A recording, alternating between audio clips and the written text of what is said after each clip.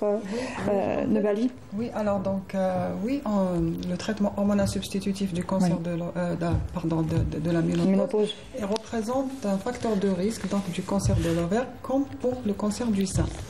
Mais il ne faut pas le prendre, c'est-à-dire il faut le prendre uniquement pendant 5 ans, puis par la suite 10 ans après le risque il s'annule. On va parler aussi donc des autres facteurs de risque du cancer de l'ovaire.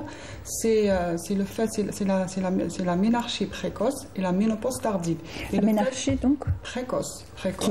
Qui est c'est-à-dire première règle. Pour que les téléspectateurs puissent comprendre aussi. Oui. Donc, et le fait de ne pas faire de grossesse et le fait de ne pas allaiter, parce qu'il y a il faut savoir que chaque cycle menstruel est un traumatisme du parenchyme ovarien. Donc voilà. Donc c'est pour ça que et chaque cicatrisation, donc c'est l'ovaire après chaque ovulation, donc l'ovaire il cicatrise.